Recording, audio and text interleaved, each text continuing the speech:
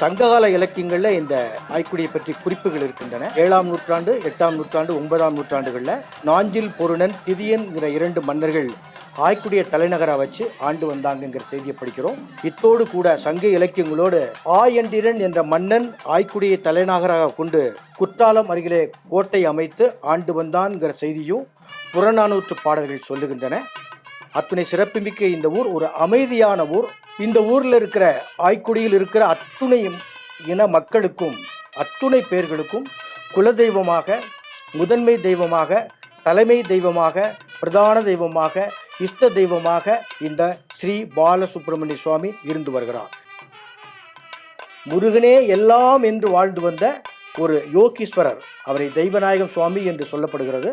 அவர் அங்கே சர்ப்ப ரூபத்திலே இன்னும் வலம் வருவதாக ஒரு செய்தி, ஒரு மரபு எங்களிடமிருந்து வருகிறது.